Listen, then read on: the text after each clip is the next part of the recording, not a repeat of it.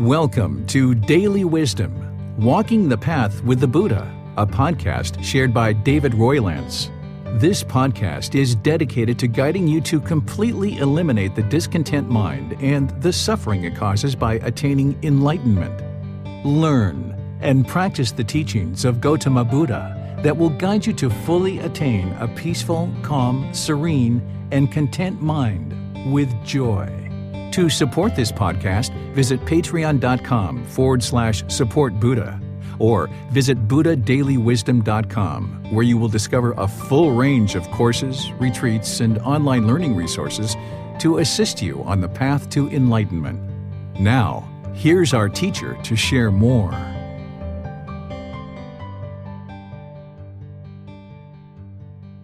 Sawadee Kap. Hello and welcome to Daily Wisdom, Walking the Path with the Buddha. Today is our group learning program where we study the words of the Buddha in this book series titled The Words of the Buddha, The Path to Enlightenment, Revealing the Hidden.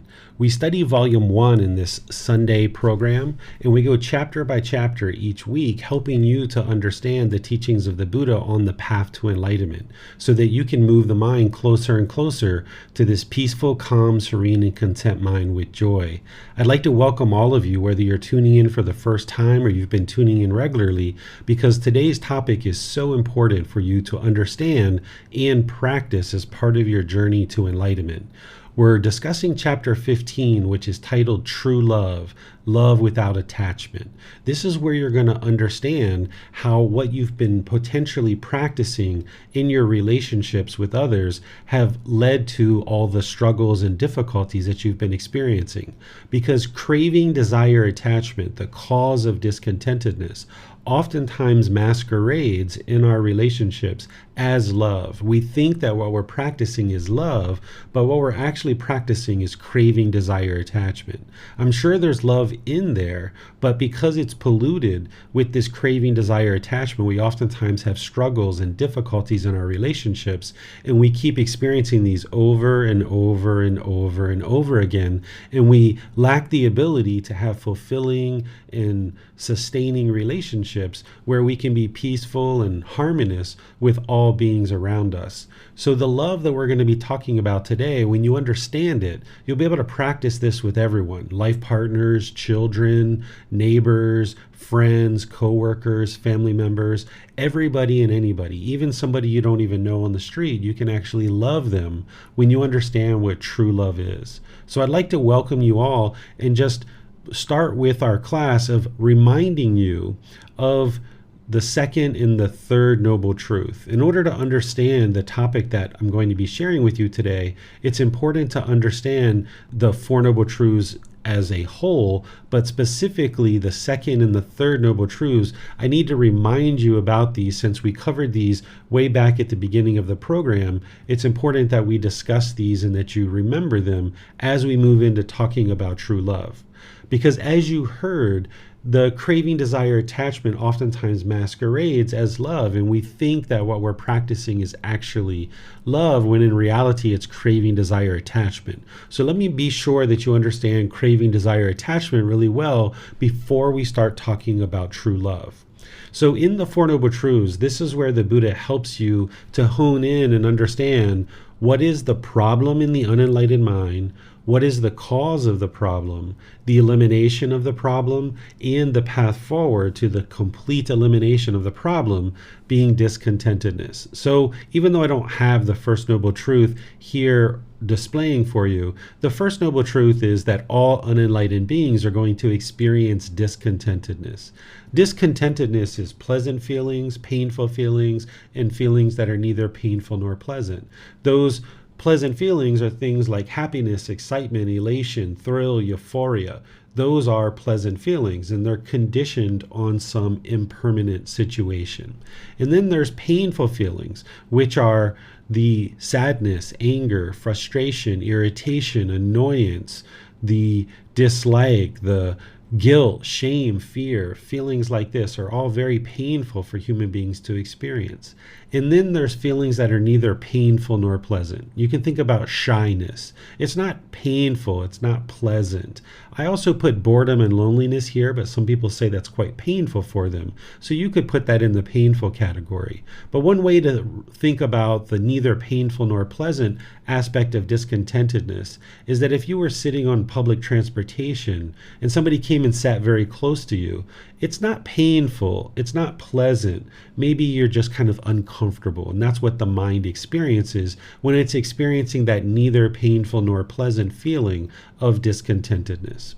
So the problem that the unenlightened mind is experiencing is it's experiencing this discontent feelings of pleasant feelings, painful feelings, and neither painful nor pleasant. The second noble truth is explaining to us the cause. What is causing these discontent feelings? Well, discontentedness is caused by our own cravings, desires, attachments, because the mind wants everything to be permanent when everything in the world is impermanent. Let me explain that and give you some examples based on relationships to help you understand. So discontentedness is caused by our own cravings, desires, attachments. What a craving, desire, attachment is, it's a mental longing for something with a strong eagerness. The mind is chasing after the objects of its affection. If it gets what it wants, it will typically experience these pleasant feelings of happiness, excitement, elation, thrill, euphoria.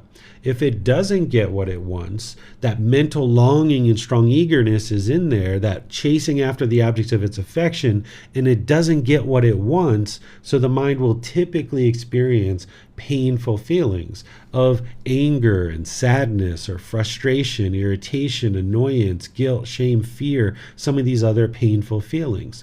And the reason why this is occurring is because of that mental longing and strong eagerness, the craving, desire, attachment. The mind's chasing after the objects of its affection, and it's basing its inner feelings on if it gets the object of its affection, it has these pleasant feelings. If it doesn't get the objects of its affection, it will typically experience these painful feelings. And this is the mind longing, wanting things to be permanent. It permanently wants to be satisfied. It permanently wants to be comfortable. It permanently wants the objects of its affection.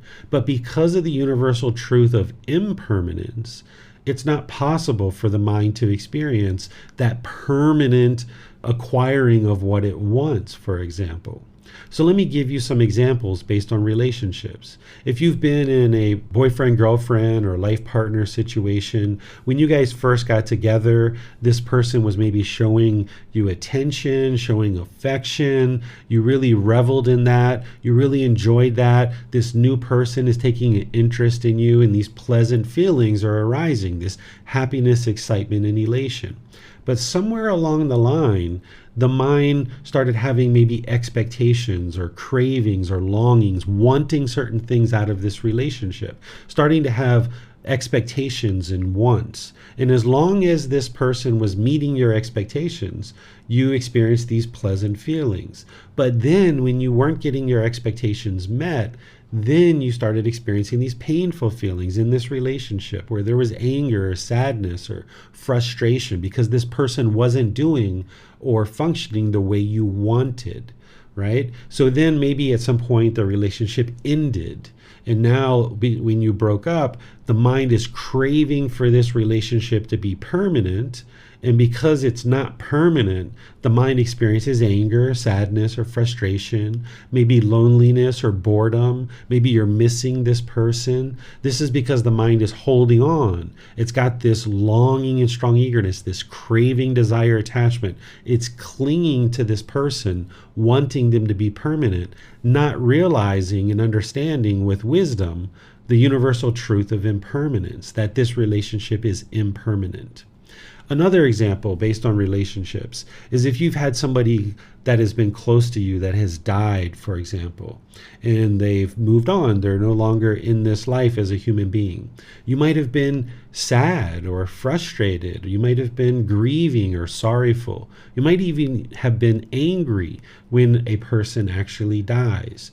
The reason why this is occurring is not because of the love, Oftentimes we misunderstand and we think because we love this person, we are grieving, or because we love this person, we're sad, or because we love this person, we're angry. But what's actually causing the grief and the sorrow when somebody dies is that the mind is craving permanence. You're wanting this relationship to be permanent when it's not. It's impossible for this being to be here permanently. Because they were born, they had to die. Every being that's born is going to die. This is the cycle of rebirth. This is because of the universal truth of impermanence, that when there's birth, there's going to be sickness, aging, and death. It's unavoidable. So when we're experiencing an individual and we're confronted with an individual having died, our mind oftentimes becomes very sad and sorrowful and grieving because the mind's holding on. I'm sure there's love in there, that there is love for this being, but it's not the love that is causing the grief or the sorrow in this situation. It's the clinging, it's the craving, it's the mental longing and strong eagerness, wanting to hold on to this person permanently. And the same reason why we grieve at a funeral is the same reason why some people actually grieve at weddings, for example, or have sorrowful feelings or anger or other discontent feelings at the time of a wedding. Because when there's a wedding ceremony, this individual is moving on in their life. They're no longer residing at home with mom and dad. And there's this perception that they're leaving you, right? They're leaving the bird's nest, so to speak. And because the parents or the grandparents or the brothers and sisters are holding on to this person in the mind and they're craving permanence for this person to be there permanently, there's oftentimes crying or grieving or sorrowfulness at a wedding because the mind is craving permanence. It's trying to hold on to this person permanently, not being comfortable with the universal truth of impermanence. The unenlightened mind doesn't understand what it doesn't understand, so we don't understand the universal truth of impermanence in the unenlightened state. So when this person chooses to move on and chooses to get married or move out of the house or go to college or something like this, then oftentimes the people who are at home, brothers and sisters, parents, grandparents, things like this, are oftentimes sorrowful or grieving because this person's choosing to move on, because their mind is holding on. It's craving permanence. We oftentimes, again, we think that because I love this person, when they go to college, I'm going to grieve and be sad because I love them so much. Or when they get married, I'm crying because I love them so much. But it's actually not love that's causing the grief or the sorrow. It's the craving, desire, attachment, craving for this person to be with you permanently. So this is what's causing those painful feelings that we oftentimes attribute to love. It's craving, desire, attachment. It's the mental longing and strong eagerness. And one of the things that I'm going to be talking with you about today is when we get rid of this craving, desire, attachment, and we can see and understand what craving, desire, attachment is versus what true love is, then you can practice true love and experience this blossoming in your relationships. You can have much more fulfilling relationships, both personally and professionally, because you can practice true love rather than practicing this craving, desire, attachment that is masquerading as love. Because in the second noble truth, we understand the cause of the problem is craving, desire, attachment. This is what's causing the mind to be shaken up and experience discontent feelings. It's the third noble truth that explains to us how to eliminate this discontentedness. Is we eliminate discontentedness by eliminating craving, desire, attachment.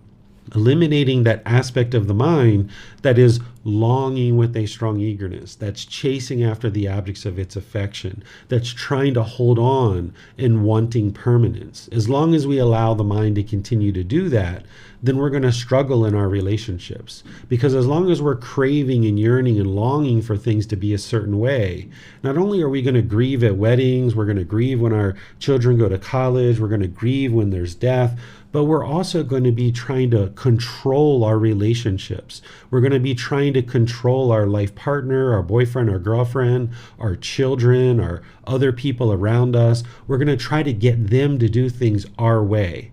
Because in the unenlightened state, we perceive that the problem that we're experiencing when we experience painful feelings is we think that it's because people won't do things our way. And if we can just get all these people to do things our way, then we get these pleasant feelings all the time. But it's not possible. This is the mind stuck in a loop. It's stuck in a cycle. It's continuing to chase after these pleasant feelings, thinking that if I can get my children to do things my way, if I can get my partner to do things my way, if I can get my neighbors and other people around me to do things my way, then because they're doing things my way, I'll experience these pleasant feelings. But because of the universal truth of impermanence, you can't get everyone to do things your way. There's 7.5 billion people in the world, and it's not possible for you to get everyone to do things your way. So you're going to continue to struggle with this craving, desire, attachment, longing and yearning, wanting things to be done your way. And when they're not done your way, the mind's going to experience anger and sadness and frustration. So when we get this misunderstanding of attachment being love, this love, which we think is love, but is really truly craving, desire, attachment, when we get that out of the way and we start to understand what true love is, then we can actually have fulfilling relationships. So I'm going to move on and start helping you understand what true love is so that you can see the difference between what craving, desire, attachment is causing these painful feelings and other discontent feelings versus how when we practice true love, we can have more fulfilling and more rewarding relationships. What true love is it's having care for another person, not wanting anything specific from the relationship other than to see that person be well and peaceful. Love isn't trying to control our parents or control our partners or children and forcing them to do things our way and us making decisions for other people. That's not what true love is. Part of what true love is understanding that each person is their own individual being and they need to be able to make their own decisions. And by making their own decisions, they feel more fulfilled in their own life. Whereas if we're putting pressure on people to make decisions in the way that we want them to make decisions, this just causes separation. It causes tension in our relationships and then ultimately separation. So we actually end up sabotaging our relationships when we don't understand true love, when we keep practicing this craving, desire, attachment, trying to force our opinions and views and trying to control people around us. We're actually sabotaging our relationship and we crush it. Because a relationship with true love is formed and conducted with no other intentions other than an interest to see this person succeed in life in whichever way they choose to progress to walk forward. Essentially, what we're doing is we're loving people as they are, not trying to change them, not trying to force them to change, not trying to convince them to change, just allowing them to be as they are. Perhaps maybe with this true love, we might offer suggestions or encouragement or advice if this person's interested, but we're not forcing it and pushing it and trying to control and put pressure on this person to do things our way.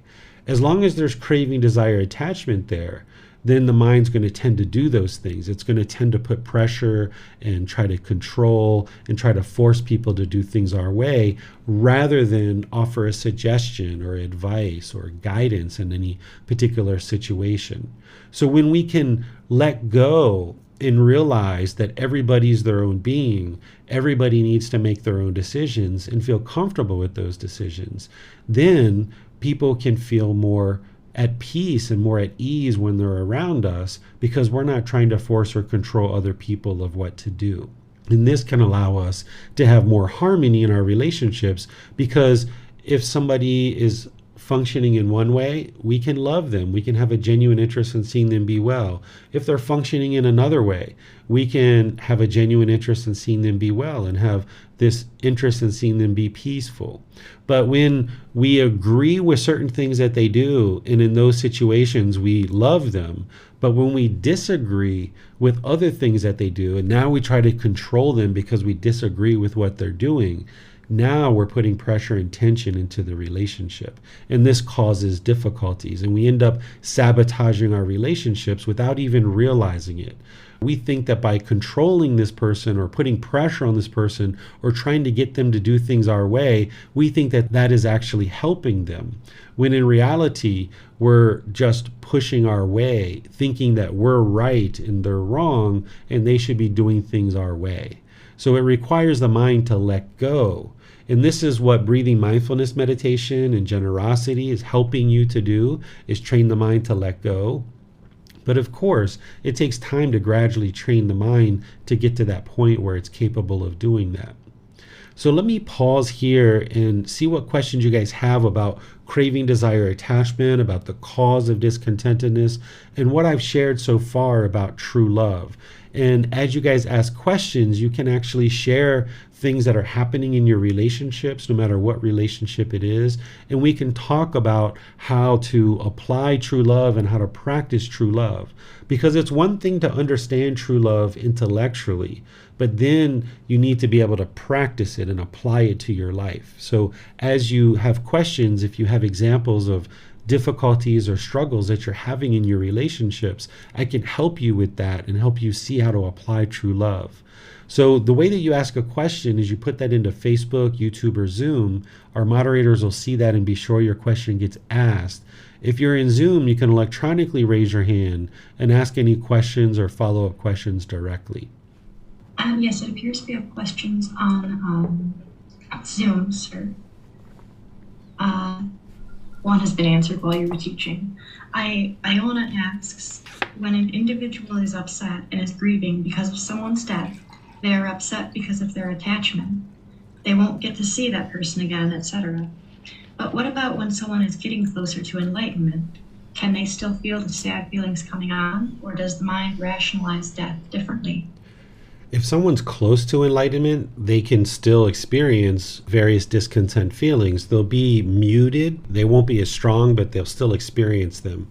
For an enlightened being, if somebody dies that is close to an enlightened being, there's no grief, there's no sadness, there's no sorrow whatsoever, because an enlightened being isn't going to have any craving, desire, attachments that are producing discontentedness. So there's going to be no sorrowfulness. There's going to be no grieving. And that's how you can see very clearly that you can love somebody, and when they die, you can have appreciation and gratitude. You can have memories about the time that you spent together, but you don't need to experience the grief, because if you've ever had someone close to you die with craving, desire, attachment, it feels like somebody's, cut you off at the knees and pulled the carpet out from under you, because you're just so shaken up and, so discontent as a result of this person that you are close with, that you have craving, desire, attachment in the relationship, that it can feel like you're just almost lost and you've been chopped off at the knees.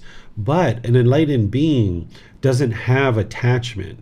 They have deep relationships. They have very fulfilling relationships. They have lots of love and care and compassion and kindness and closeness in their relationships, but they're just not going to experience the sorrowfulness and the grief, because they understand that death is part of life, that because there's birth, there's going to be death. And they understand the universal truth of impermanence very deeply, and it's been soaked into the mind on so many different topics that there's nothing that's going to shake up an enlightened mind, including a death of a parent or a partner or even their child. If they got to a point where they were enlightened and they had children, even if their child died, they wouldn't grieve in that situation, because they don't have attachment. They just understand that it's part of life, that this is what occurs. So the enlightened mind is going to not be discontent despite all the things that are going on, because everything that's going on around us, it's just impermanence, essentially. There's all these impermanent things that are occurring. The reason why the mind has painful feelings is because it's holding on. It doesn't like impermanence. It doesn't want impermanence. It doesn't understand impermanence. But an enlightened mind has been so well trained with the universal truth of impermanence that anything that's happening, they just see that it's impermanence, that this isn't necessarily bad or wrong, or, I don't need to sit here and grieve about this situation. that somebody has died, because as soon as somebody's born, we already know that they're going to die.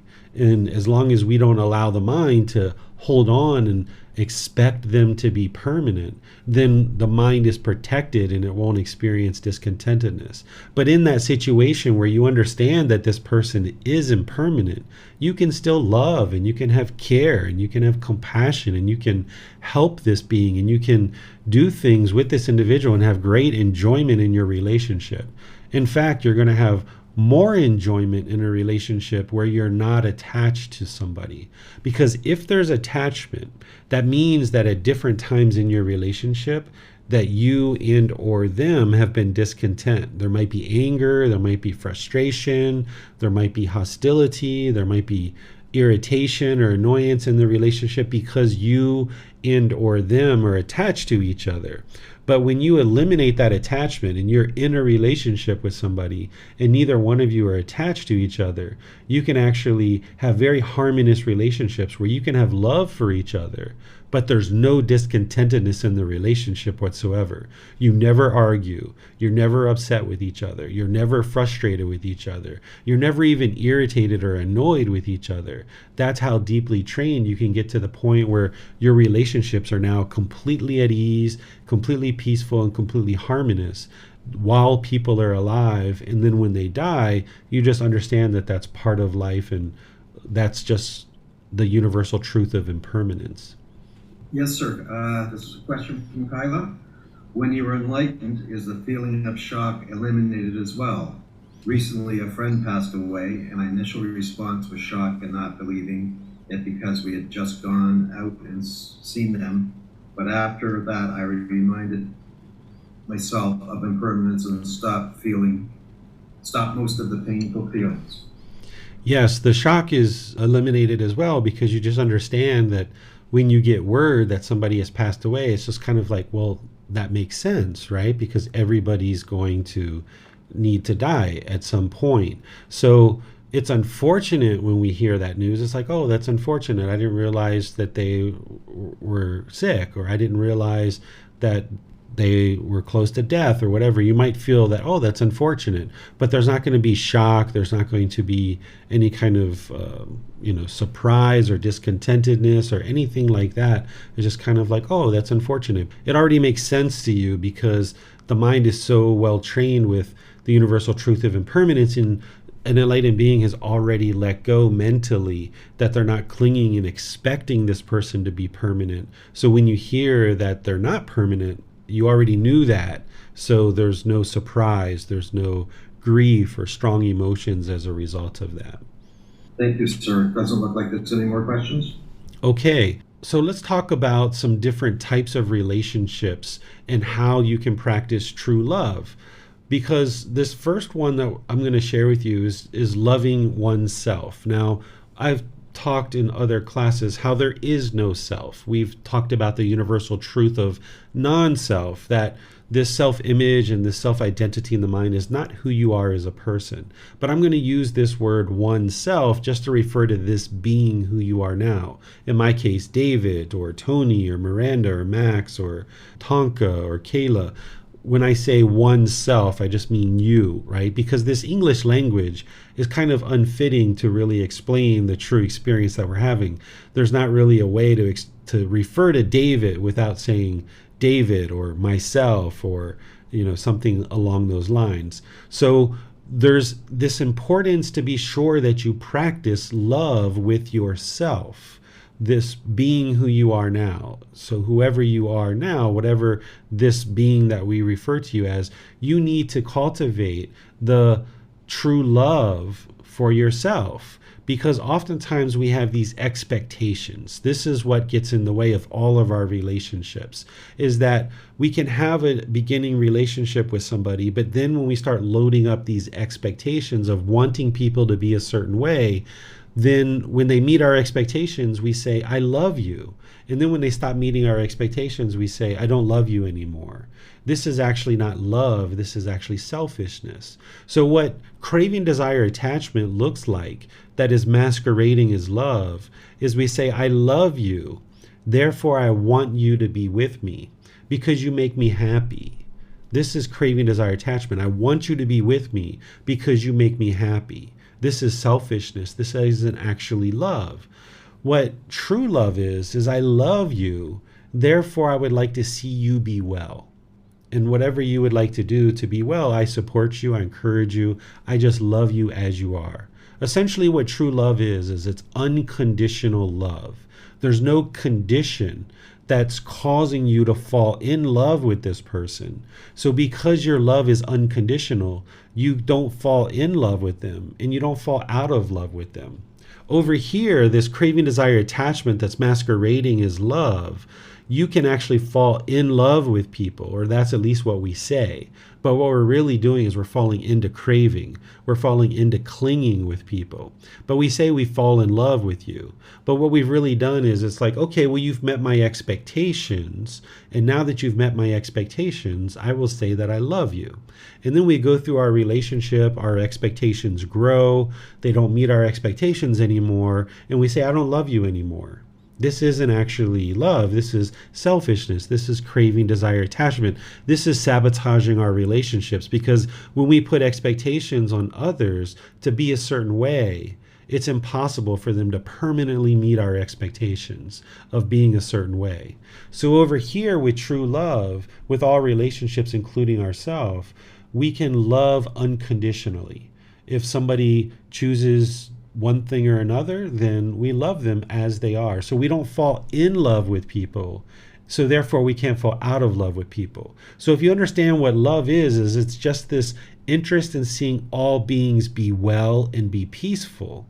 And that's what love is. Over here, we think love is, I want to be with you every moment.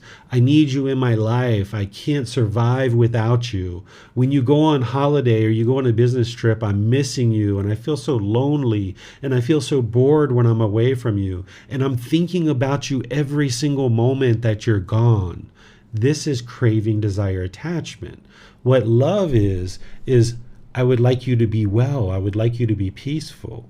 And you're completely content and completely joyful whether you're with this person or you're away from this person. You can be peaceful and joyful regardless.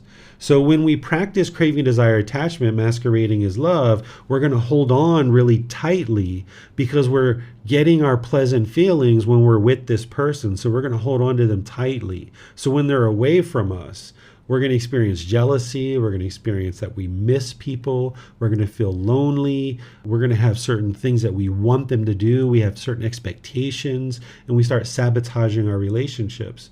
But over here, when we aren't attached to people and we're completely comfortable with them going on a business trip, when we're completely comfortable with them going out with other friends without us, they don't need to be with us, they can go with other people, then we're liberated from that craving, desire, attachment. We're not missing them. We're not lonely. We're not bored. We're not longing and yearning for them. We're not thinking about what are they doing every second that they're not with me.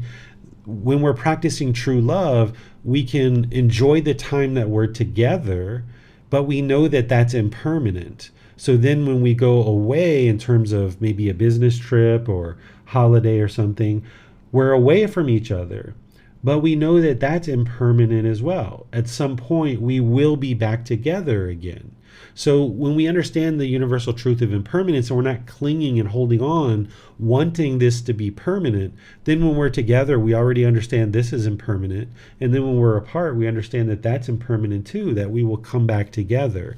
And then we can feel completely comfortable of our partner or our children or our parents or whatever doing whatever they would like to do and make whatever decisions they would like to make, and we can be liberated our relationships because we've eliminated expectations and wants and clinging and holding on to this person.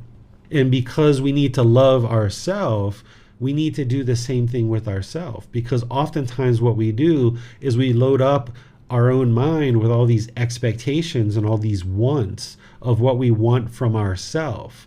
And when we meet those expectations, we feel all this pleasant feelings of happiness and excitement. But if we fall short of those expectations and those wants, then we feel angry and we feel sad and we feel frustrated. We start degrading ourselves, and we have this internal dialogue, this negative self-talk that just degrades the mind more. So it's these craving, desire, attachments, which also I define as wants and expectations, this mental longing and strong eagerness that is not only sabotaging our relationships with other people, but it's sabotaging our own relationship that we have internally with our own mind. Because when we load up ourselves with all these expectations, again, if we meet them, we get pleasant feelings. But the moment we don't get our to-do list done, or we don't accomplish that thing that we were trying to accomplish, we start looking at ourselves as being bad or a horrible person. We start having this negative internal dialogue, which is really degrading because we're not practicing true love with ourself. So we need to practice true love with ourself, where we have goals, we have objectives, we have interests, we have things that we try to accomplish in life, but we realize that we're not going to necessarily accomplish them exactly the way that we've planned out in our mind. Sometimes in certain cultures, we're taught to put together a 3-year plan, a 5-year plan, a 10-year plan, a 20-year plan. How could we ever know what we're going to do 20 years from now? How could we ever know what we're going to do 5 years from now? How could we ever know what we're going to do tomorrow, right? You might wake up tomorrow and the battery in your car is dead, the tires are flat, and you can't go to work where you thought you were going to go to work. But because of impermanence, you can't even go to work tomorrow, right? So we don't even know necessarily with 100% certainty what we're going to do tomorrow, let alone 3 years, 5 years, or 20 years from now. So we have goals, we have objectives, we have interests, we have things that we're working towards. But when we put expectations on ourselves, and it has to be happening exactly this way, then when those expectations aren't met, then we become discontent.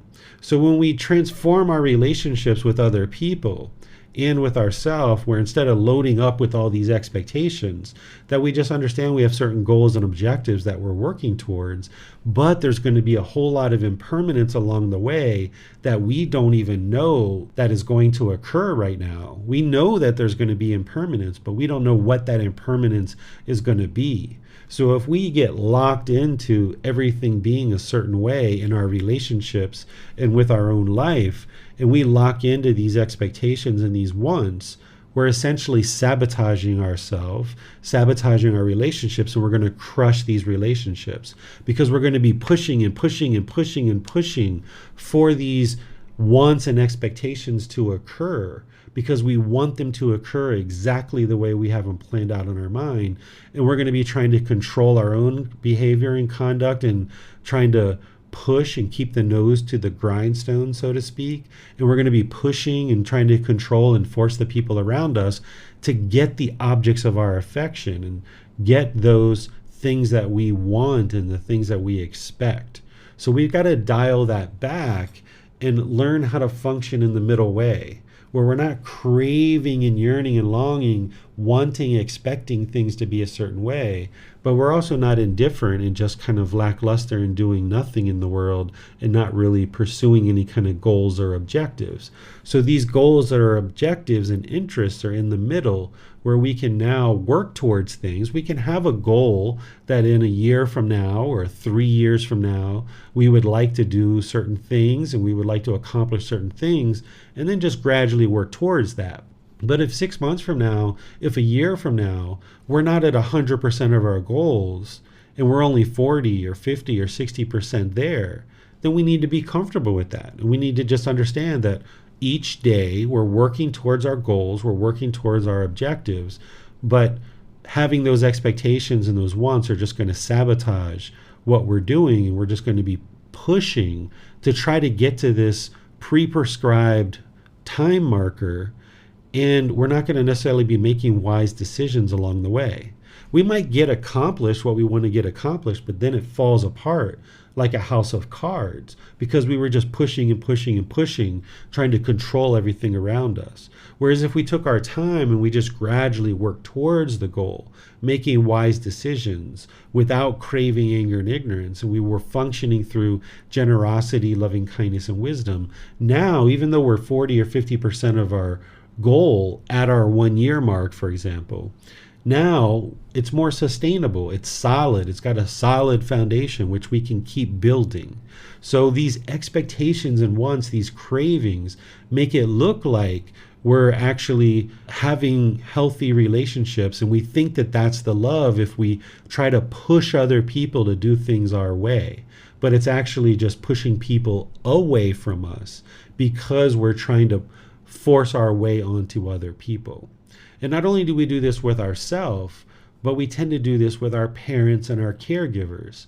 We have certain expectations of our parents or our caregivers. We have certain wants. We have certain things that we desire from them, that we crave, that we long and we yearn for with our parents and our caregivers. And if they don't meet our expectations, we think that they're either not a good parent, or we might think that they don't love us anymore. If they don't function the way that we want them to function, the way that we expect, we feel like because this craving, desire, attachments aren't getting fulfilled, we say they don't love us because they're not doing what we want.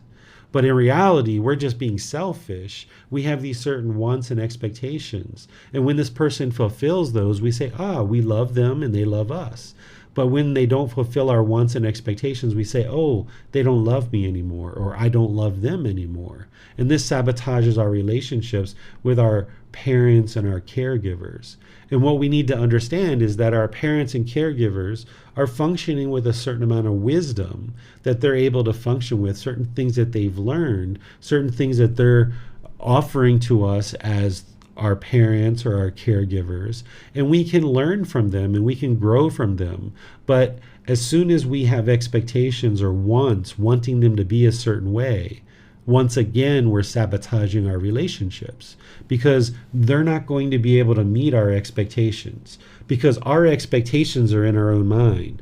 And when we try to hold on to those expectations and then cast them onto somebody else and try to get somebody else to fulfill our expectations, this is just trying to control that other person, not allowing them to function as their own being and making their own decisions. So we can learn from our parents and caregivers. Our parents and caregivers are going to either do things really, really well and have great wisdom and really support us, encourage us, and help us in our life, or they might do things that are completely unwholesome and problematic and difficult. But we can learn from both of these situations. Of course, if our parents or caregivers have deep wisdom that they're able to help us and guide us and encourage us in our life, great. But even in situations where our parents are doing a lot of unwholesome things, we can actually learn from that. We can either choose to do those same unwholesome things, which would be unwise, or we can see that they're doing these unwholesome things and choose to do the opposite. We can choose to not conform to what they're doing and make wiser choices for ourselves. So our parents and caregivers are always teaching us through their actions. They're either teaching us wholesome things or they're teaching us unwholesome things. And then it's our choice of what we choose to do. Do we choose to do those wholesome things or do we choose to do those unwholesome things? We can learn from both of those situations. But there's situations where our parents and caregivers are in a situation where they are doing unwholesome things and they don't maybe have the wisdom that they need to guide us.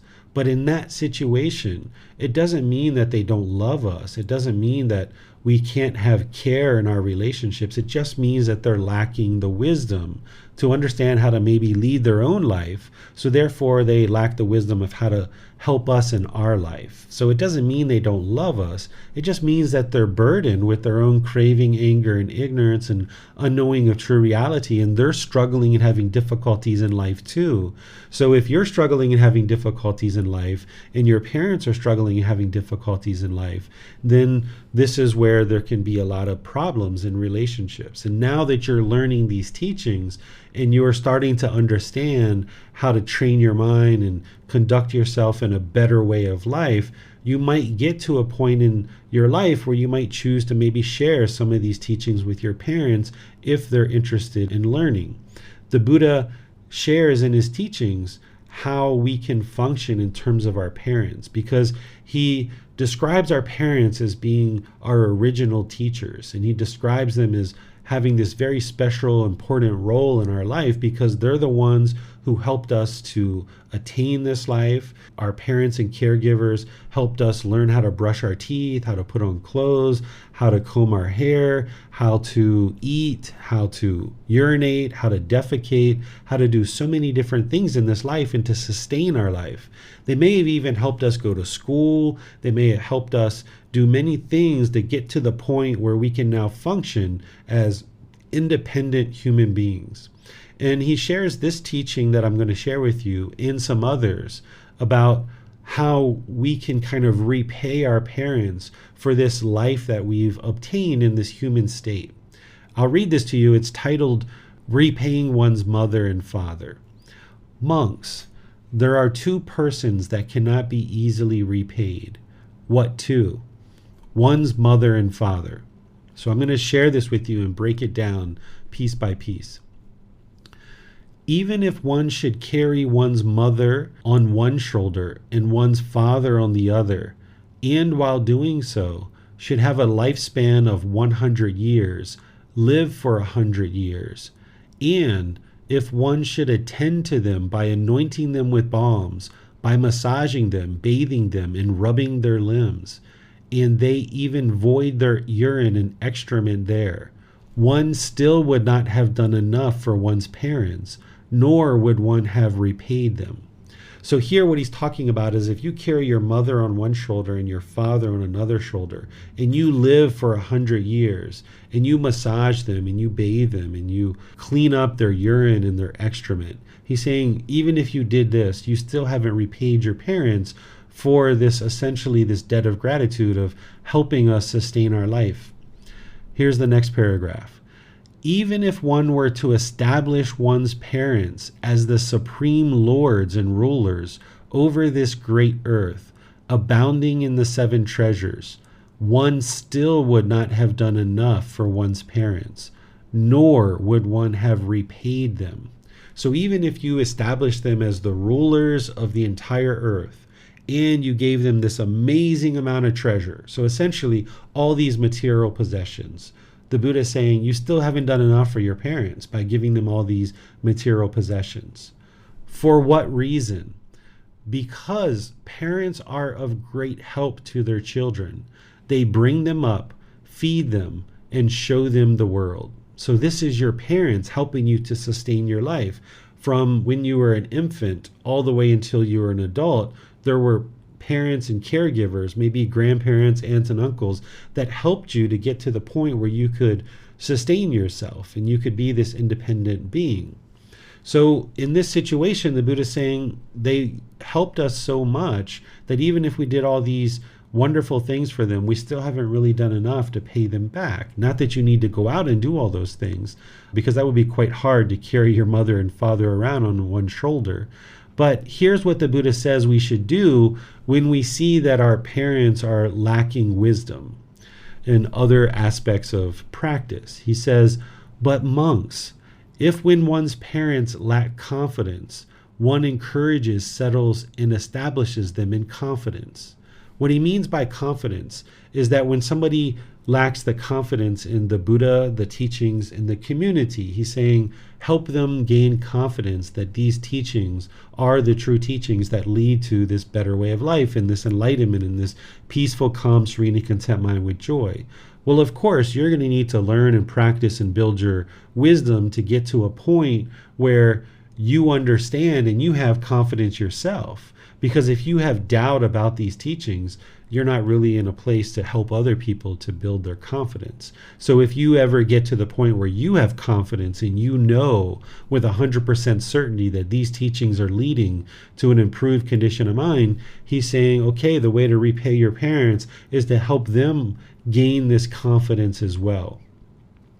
If when one's parents are unwholesome, one encourages, settles, and establishes them in virtuous behavior or moral conduct.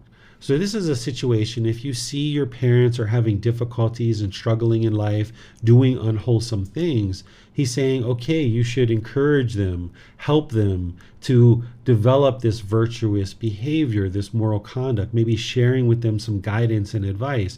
This is where you need to be really skillful and be very humble, because oftentimes our parents aren't really interested in learning from their children. Depending on the relationship you have, they may not be interested in that. So there's skillful ways to be very humble about doing that. The next one is, if when one's parents are selfish, one encourages, settles, and establishes them in generosity. So generosity is what helps eliminate craving, desire, attachment.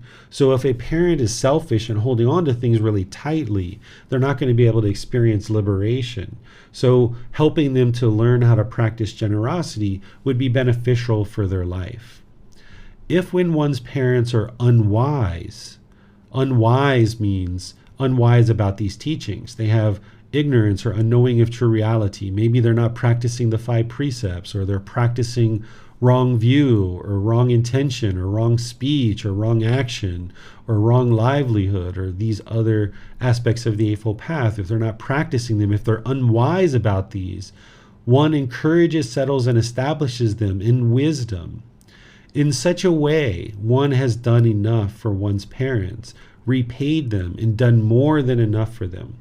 So essentially, if you're learning about these teachings and your mind's becoming more and more liberated, you're experiencing this better and better and better life, but yet your parents over here who helped you to sustain your life and get to the point where you are today, if they're struggling and having difficulties in the world, the Buddha is saying, hey, we should repay them by helping them learn some of this wisdom that you're learning. And again, there's a need to be able to do that in a very humble way.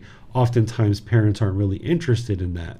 But you can actually share aspects of these teachings with your parents or other people around you if you choose, without necessarily using the B word, so to speak. You can actually help them learn about things like moral conduct and generosity and wisdom without ever talking about Buddhism or the Buddha or anything like this. You can actually help them to learn, Grandma, those racist comments, it's probably not a good idea for you to think that way, because you have family members who are interracial, and if you continue to think that way, it's going to hinder you from having good relationships with your family members.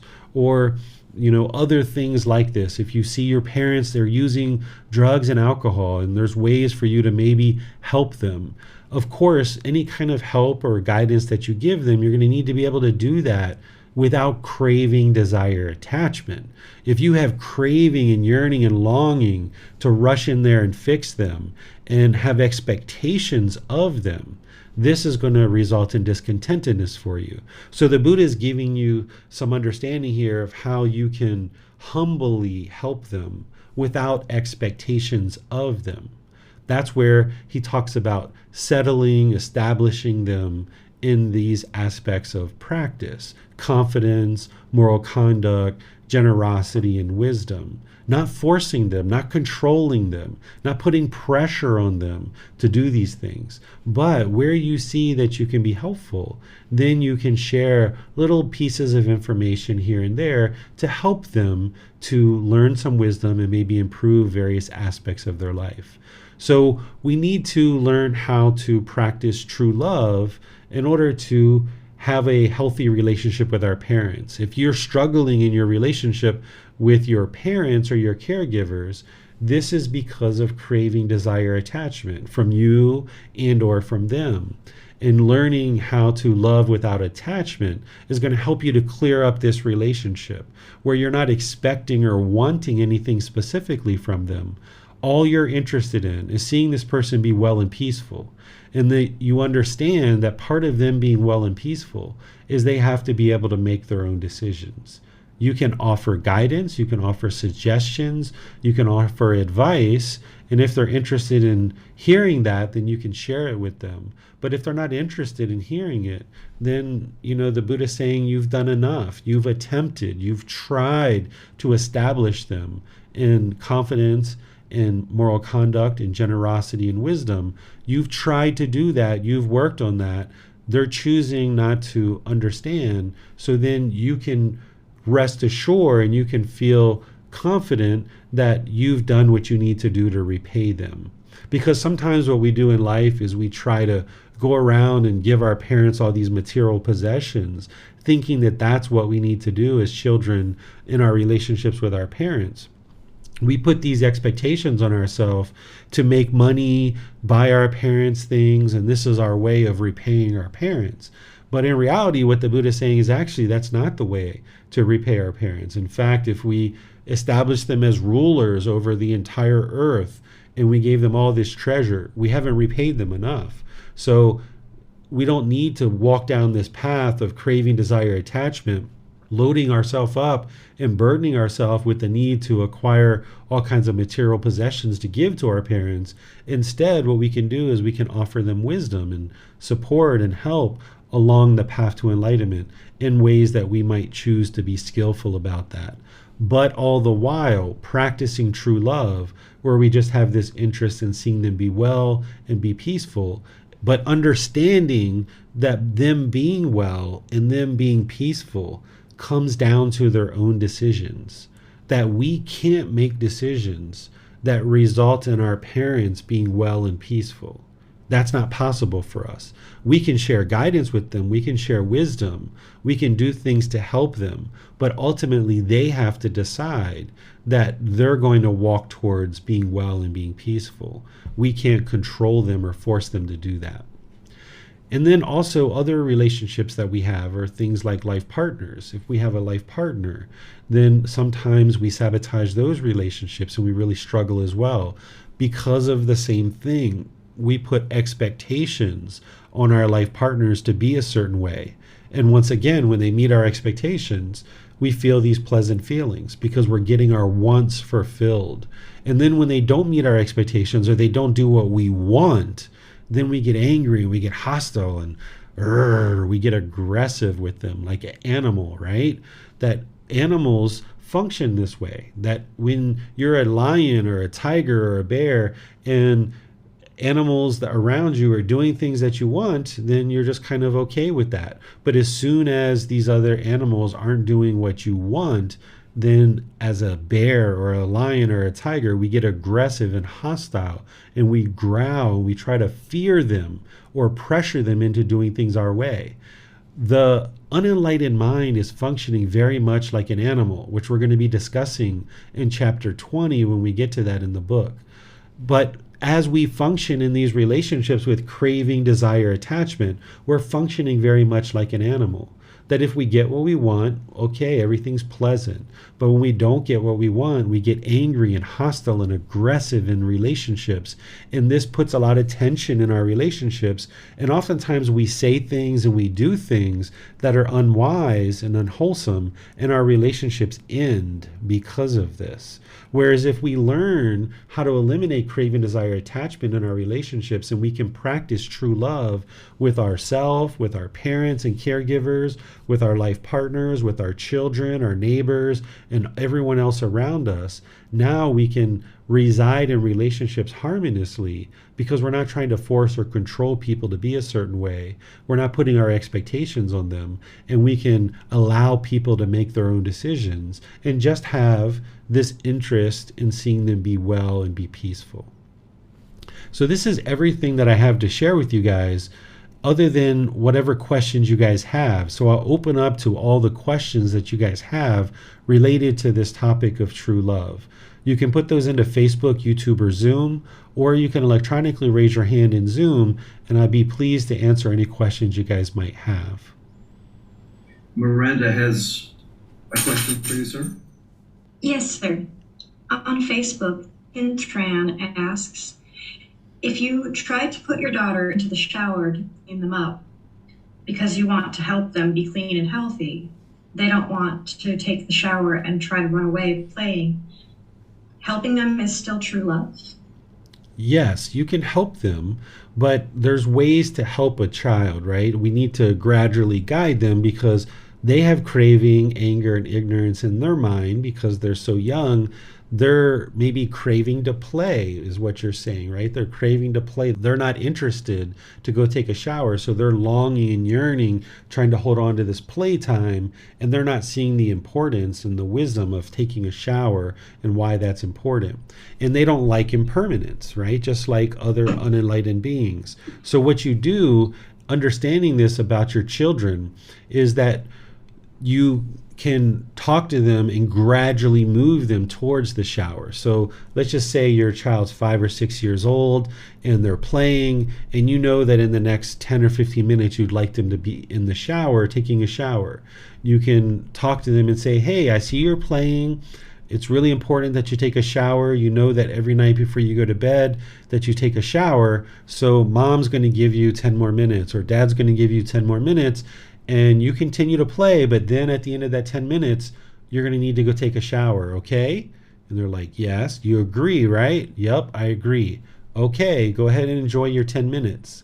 So then they play and they play and they play, and then they come back at 10 minutes, say, okay, our 10 minutes up, you're going to follow our agreement, right? It's time to go take a shower. And if they're like, yeah, I'll go take a shower. Or if they're like, no, I'm not going to go take a shower, I want to keep playing. Sorry, you're not able to keep playing.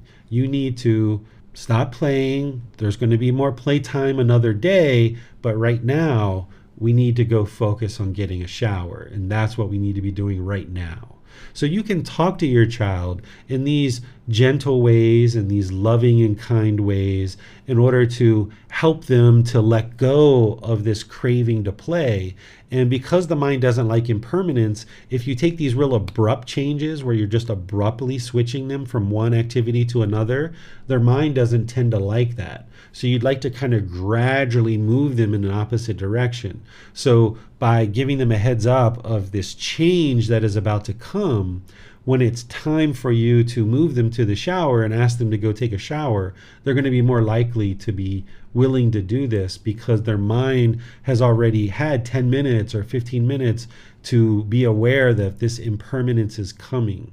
So the more that you understand about how the unenlightened mind functions and you're training your mind through these teachings, you'll actually be able to guide your children in a much better way, and you'll be able to see better results, and you won't get the resistance of your child not wanting to take a shower, for example. But yes, helping your child take a shower, you shouldn't at 5 years old or 8 years old, it's not just like, oh, you do whatever you want, it doesn't matter, right? Children are a bit different. With children being under 12, under 14, 16, things like this, the Buddha talks about our role as parents is to restrain our child from evil. He talks about other things too, but one of the things that he shares is restraining our children from evil, and that's one of our roles as a parent. So in order to restrain our child from evil, when we see that they're making an unwise decision, like not brushing their teeth or not taking a shower, we need to kindly, politely, respectfully move them towards this better way of brushing their teeth and taking a shower and finding ways to do that. If we're harsh and we're aggressive with them, that's just going to come back to us in unwholesome ways. If we choose to be harsh and aggressive with our children, they're going to be harsh and aggressive with us too, because we're teaching them through our actions of how to interact with us. Sometimes we think as parents, I told you to do this, now do it, right? And we just want them to jump and immediately do what we say. But that's not how the unenlightened mind works, because it's holding on to this other activity. So by giving them that little transitionary period and talking to them in kind ways, they slowly start to learn that it's wise for them to do things the way that you're asking them, in the way that you're guiding them, in the way that you're teaching them. So this no expectations that I'm talking about, so far I've been talking about with yourself, with your parents and caregivers, and with life partners. With children, you still shouldn't have an expectation that they're going to take a shower, because an expectation or a want is a mental longing and a strong eagerness. This is that longing and yearning of wanting them to take a shower. If you have that in the mind, it's going to produce unskillful conduct when they're like, nope, I'm not taking a shower, right?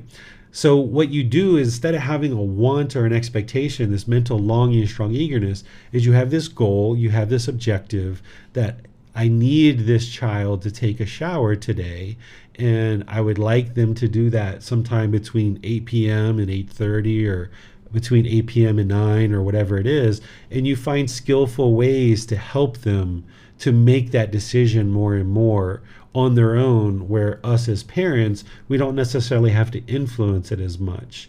But all children, right, until they're about 10 or 12, are pretty much at the point where, we have to remind them constantly to brush their teeth, to take a shower, and things like this, because they haven't quite seen the benefit of taking a shower and brushing their teeth yet. Once they start seeing the benefit around 12 or 13 or 14, they tend to have a propensity to do these things on their own more and more and more without our involvement. So still, no expectations with our children. We don't expect them to do anything particular, but we need them to do certain things in order for this household to run and function in a harmonious way. And when we work through our needs, then we tend to not put pressure on our children to do things the way that we want, but we kind of work towards our needs. And this is the way that we rewire the mind, by changing the way that we think and the way that we speak with the people around us. Then we start functioning very differently. When we think about we want our child to take a shower, or we expect them to take a shower, that's going to come with a certain forcefulness in our intentions, our speech, and our actions. But when we transform that in the mind, and we understand that we have this goal, we have this objective, we have this interest, we have this need for our child to brush their teeth and take a shower, now we can come from a completely different place through our intentions, our speech, and our actions, and we can function that way. And we can have much more success because we're not wanting and expecting, forcing and controlling this behavior. Instead, we're encouraging, we're supporting, we're incentivizing, we're skillfully helping to guide our child to wise decision making. Thank you, sir. You're welcome. She also asks, if I buy insurance and when I die, my baby will have a fortune, is that love, sir? Just the fact of setting up something that they can have money-wise when you die, this doesn't necessarily mean it's love or it's not love, right? Because there's some people who aren't able to do that and they still love their child. This is a way for you to ensure their security and ensure that they have resources when you die, and I'm sure comes from a place of love, right? That you have this interest in seeing them be well and peaceful. But if you have a craving and yearning and longing for it, that you are just saving so much money and you're not tending to your own basic needs and necessities, then this is because of craving, desire, attachment. So it's not just the action of saving money and ensuring they have money when you die that is determining if you love them or not, or if it is love. It's how you function and how you conduct yourself. So you could save money and do it in the middle way where you're saving for them and you have this interest in them being well and peaceful, but you still ensure that you have the things that you need too. And this can be true love, and it's without craving and desire and attachment. But there's also people who save money for their children and do it so obsessively that it's being done through craving, desire, attachment. There's still love in there, but it's being polluted with this craving, desire, attachment. This is where people struggle in our personal and professional relationships to understand our love, because oftentimes our decisions that are based in love are polluted with craving, desire, attachment, our own selfish desires. So just look at what you're doing and be sure that you're doing it in the middle way, that maybe if you're choosing to put some money away or have some insurance for your child upon your death, be sure that you're not doing that and struggling and having difficulties yourself with the basic necessities you need to sustain life because you're choosing to do those things. So it's not the action of saving money that determines whether it's love or not. It's how you actually do it, whether it's with craving, desire, attachment, or it's not. Thank you, sir. Mm-hmm. There are no more questions on Facebook and YouTube right now. Max has a problem. Question, sir. Sorry, a question, sir.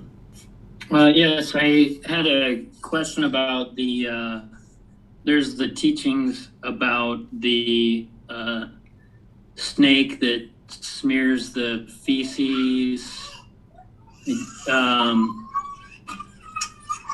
excuse the background noise.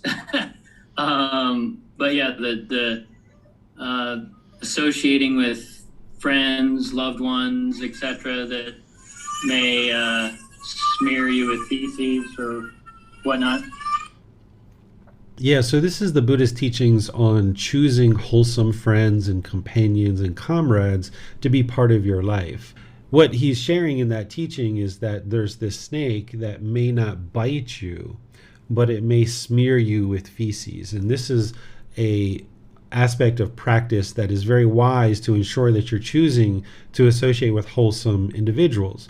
So in order to do that, understanding things like the 5 precepts are really, really helpful. Because if you have friends that are not practicing the 5 precepts, for example, then their decisions to kill or steal or have sexual misconduct or lie or take substances that cause heedlessness, that's their decisions. But your decision to associate with them now is going to affect you. And this is how the snake can smear you with feces. And in order to choose people to associate with, you shouldn't be doing that in a judgmental way where you're looking down on people or you're looking up to people, but instead you're just making wise decisions, which is called discernment. Judgment is putting yourself above or below people and trying to determine what is wholesome and unwholesome for others, and essentially judging whether they're wholesome or unwholesome. Discernment is making wise decisions about who you choose to associate with or what you choose to do in life. This is just wise decision making. So we can make wise decisions of who to associate with and who not to based on something like the 5 precepts without actually judging somebody. Because in a situation where someone smears you with feces of what the Buddha is describing, an example I can give you with this is, let's just say you have a certain friend from childhood, maybe now you're 30 or 40 years old, and you've always known that this friend is a drug dealer, for example, and they sell cocaine and heroin and crystal meth. But because you guys were friends as children, you've just been clinging and holding on to this relationship, and you've just spent time with them because they've always been a friend of yours, and you haven't let go yet, even though they're into these unwholesome things of selling drugs. Well, let's just say you're driving down the road and a police pulls you over for speeding. When you're not looking, the friend drops some cocaine or crystal meth under your chair. If the police find that and it's under your chair, who's going to jail? You're going to jail, right? You didn't do the choosing of having these drugs under your seat, but you chose to associate with somebody who is into unwholesome things. And this is what the Buddha is explaining about how the snake can smear you with feces. So in this situation, your choice to associate with unwholesome people is going to affect you. So you can practice true love and choose to not be involved with somebody like that, not because you're judging them, but just because you know it's unwise. And there's other situations like this, whereas if you see somebody constantly lying, then you know that it would be unwise for you to associate with people who are constantly lying because they're not trustworthy, they're not dependable. You can't rely on them in certain situations, not because we expect or want anything specific from them, but any kind of healthy relationship is going to need politeness, kindness, friendliness, and respect.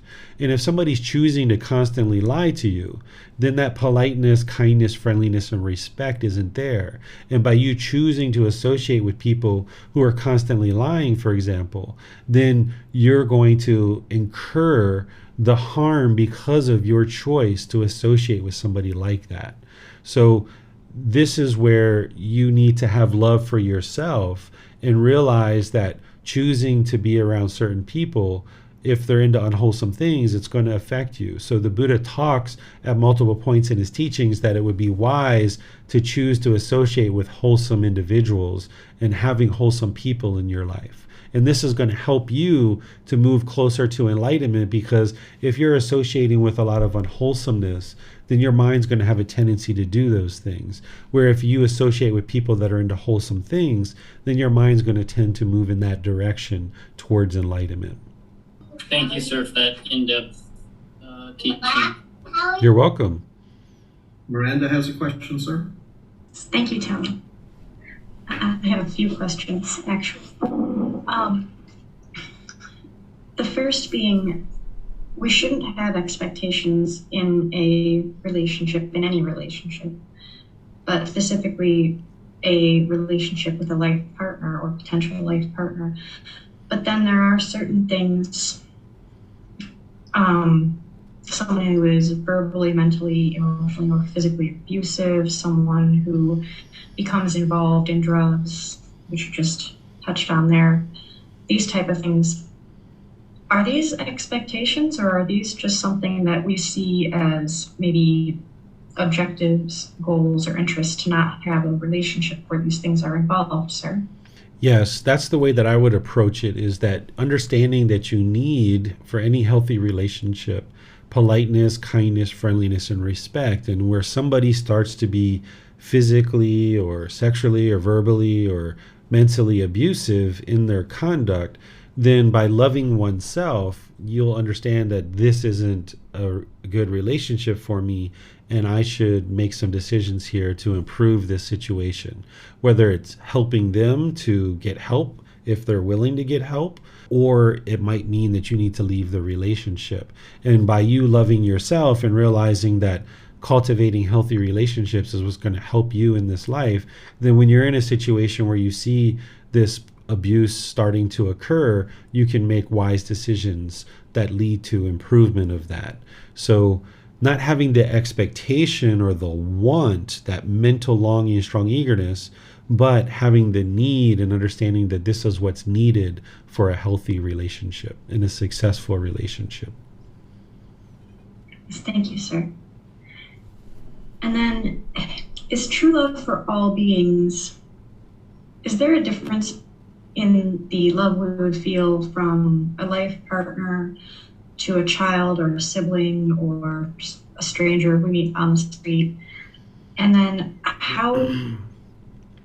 is there a way to explain the difference between love of all beings versus love of a life partner? Because when I've tried to explain this before, I was met with anger from the other person, which was due to their own craving, desire, attachment.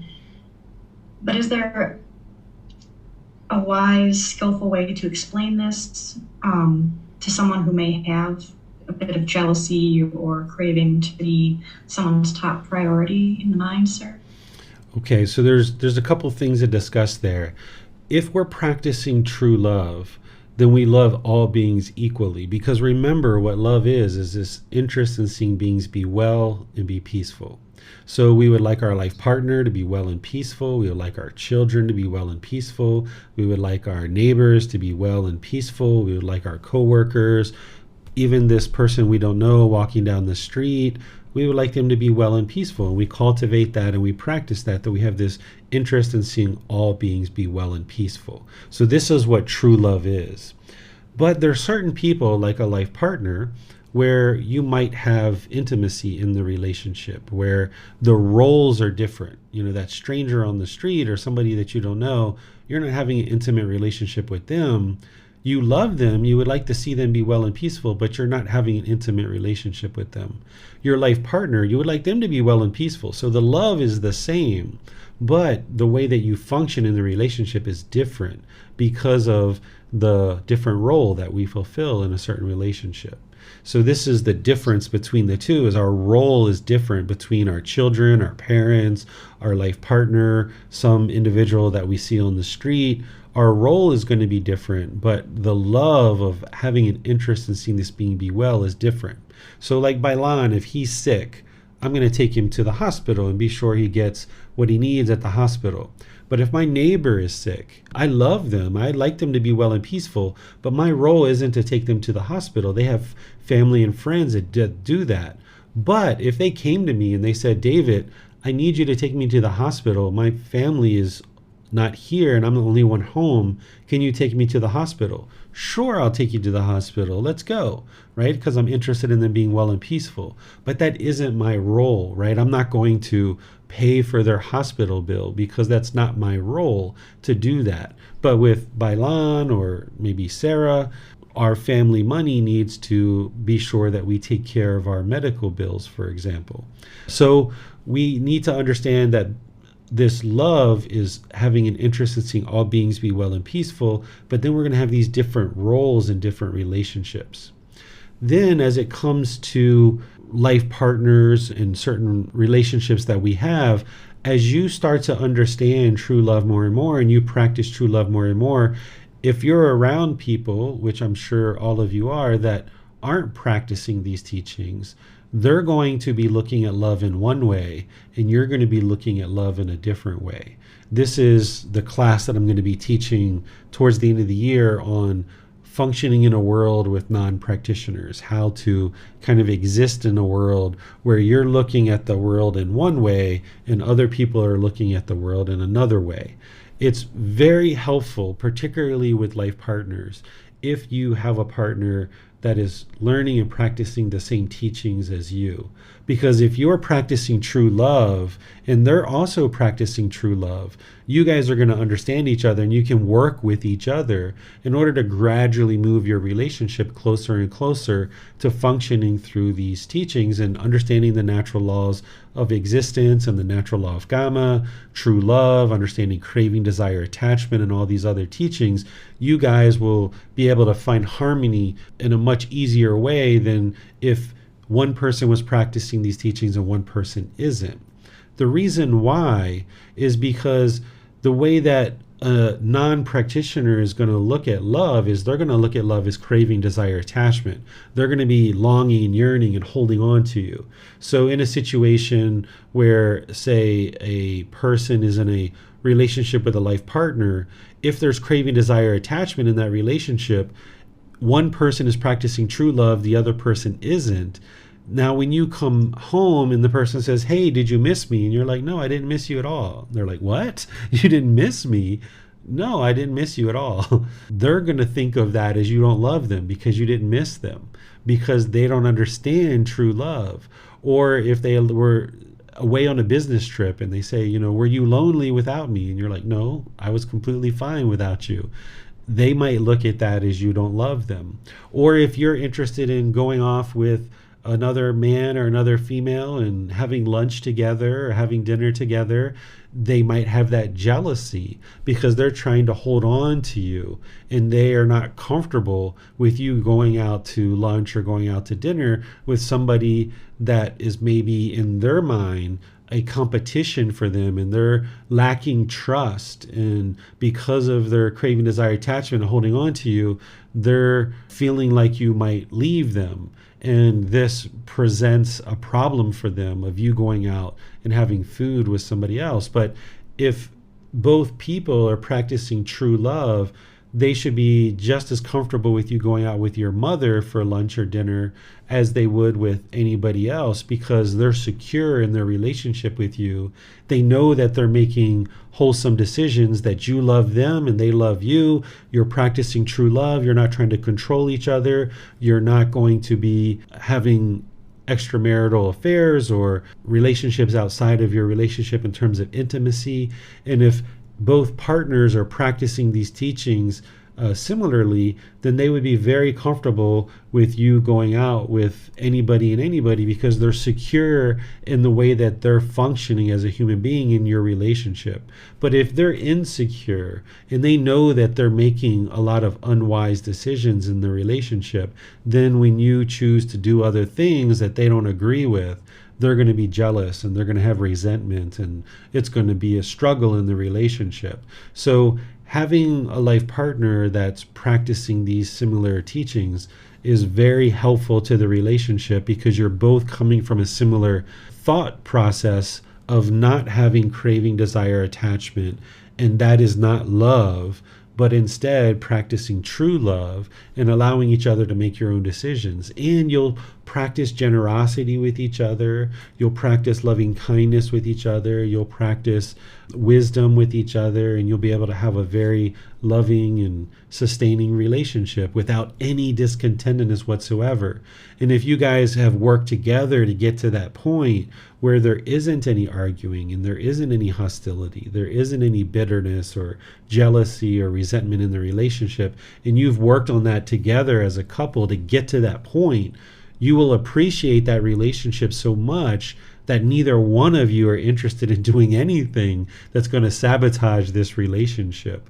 And you will then have really worked to obtain something for yourselves that is permanent. You'll have this unconditional love that is permanent because it's unconditional, that there's no condition that's creating the love in your mind.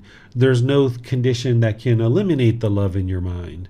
So your partner might choose to do something you disagree with, but you can still love them even though they do something that you disagree with. And this is where you can get to unconditional love, and your love can be permanent, and there's no hostility, and you guys can both live in complete harmony and peace for the rest of your lives together. Thank you, sir. That kind of leads into the other question I had, but that may need to be discussed, as you said, in a later class, which is many of us in your classes, we live in places where there are not many Buddhist practitioners. People aren't learning and understanding these teachings. How would they go about finding a life partner in that situation, sir? Yeah, so what I would suggest is that you're going to understand these natural laws of existence through the Buddha's teachings. Other people might have learned some of these teachings through other traditions. So a person who's learning Buddhism and who's practicing Christianity can actually live a harmonious life together if they've learned some of the same things, depending on how deeply they've learned the true Christian teachings as Jesus Christ taught them, depending on the teachers that they learned them from and how they practice them. There can be these same teachings of like what we would call the 5 precepts. They show up in other traditions as well. Things like right view, where we accept responsibility for our own feelings and our own thoughts and our own decisions. That's where we understand it as, we call it right view.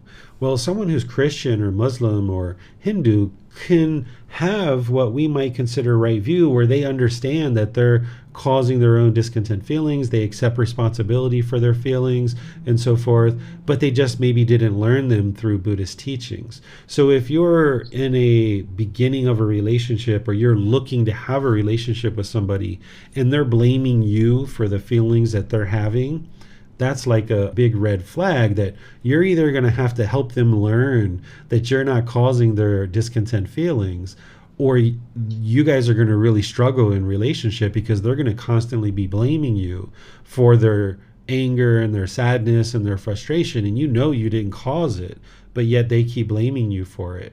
So as you learn this path more and more, you can see certain qualities of mind that someone can be practicing these teachings without having ever learned the Buddhist teachings. So for example, my grandmother, she's recently, in the last couple of years, she's read some of my books, but before that, she's never read anything about Buddhism. She didn't even know what a Buddha is when I first started talking to her about Buddhism. But all growing up throughout our years, she knew that any feelings that she was experiencing, she was causing it herself. She accepted responsibility for her own emotions. She chose not to argue with people. She didn't argue. She chose to not kill, to not steal, to not have sexual misconduct, to not lie, to not take substances that cause heedlessness. So she learned these teachings on her own through her own ways and her own mentors. And even I helped her along the way in certain things and helped teach her a few things. But even without deeply understanding the Buddhist teachings as the Buddha taught them, she had wisdom on board that helped her to understand the natural laws of existence, for example. So there are people like that that are out there. And I would say if you're interested in a partner, the more that you learn about these teachings, you'll actually be better at selecting somebody who would be able to have a very healthy relationship with you.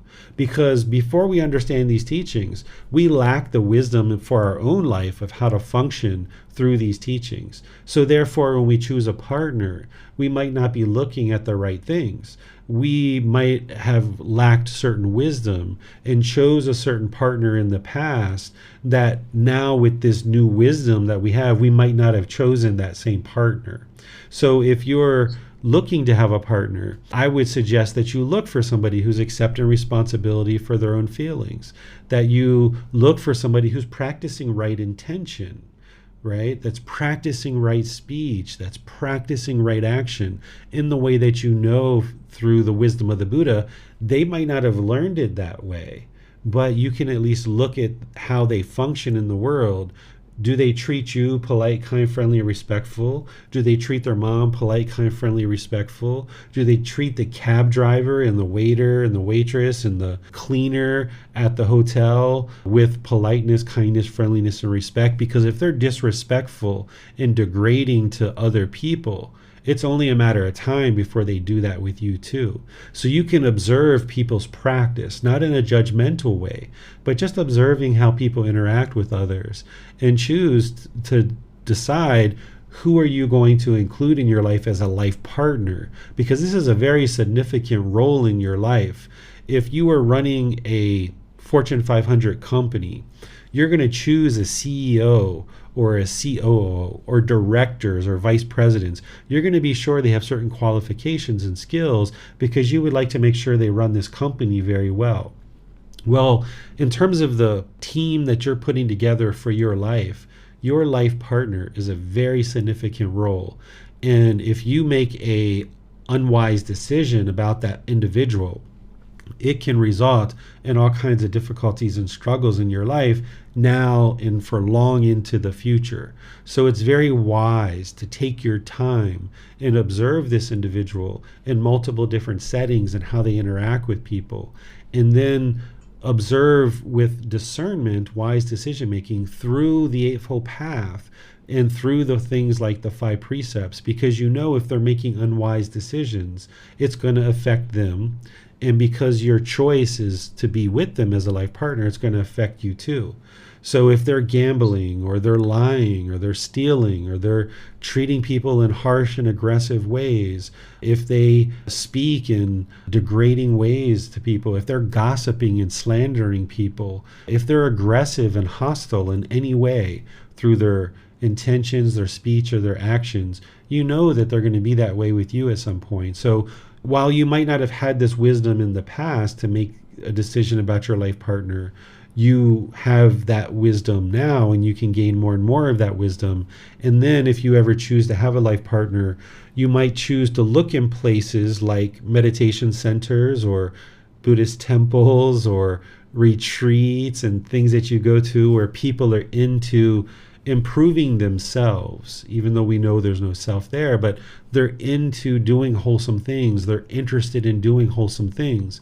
Whereas if you used to hang out in bars and nightclubs and things like this, and you met somebody there, this is a different type of individual. Not that they're necessarily bad or immoral or anything like this, but an individual who's hanging out regularly at a bar is into very different things than somebody who's going to meditation retreats on a regular basis. And I would encourage somebody who's learning and practicing these teachings and aspiring to get to enlightenment to choose somebody who's interested in improving themselves and doing that inner work to improve themselves, because they know that they're not perfect. They know that this life is a journey. They understand that by bringing more wisdom on board, it's going to help them in this life. And any partner that they would like to be with, if you guys are into that same kind of inner improvement, that inner development, then you guys will probably connect in a really wonderful way and have lots of great conversations with each other. Versus if you were with somebody who was taking substances that cause heedlessness, or into sexual misconduct, or into stealing and lying and things like this, this isn't going to go over very well for somebody who's trying to get to enlightenment. Someone isn't going to choose a partner like that. Or if you see that this potential person has a very difficult relationship with their mother and their father and their brothers and their sisters, then you know that they're struggling and they're having difficulties in relationships with people that are close to them. So they haven't quite learned the wisdom of how to have a relationship with their mother, their father, their brothers and sisters. So they're going to also struggle in having a relationship with you too, because they haven't yet learned how to have a peaceful and harmonious relationship with people close to them. So you can look at these kind of things, again, not in a judgmental way, but just as an observation of how does this person function in the world? What kind of wisdom do they have on board? How do they interact with food servers, with taxi drivers, with that customer service representative at the airline, at the grocery store? How do they treat the cashier? And when you observe how these things are happening, if you like what you're seeing over multiple experiences with them, then you can start building your confidence that this person tends to treat others in a very wholesome way, and you can have confidence that they're going to treat you that way too.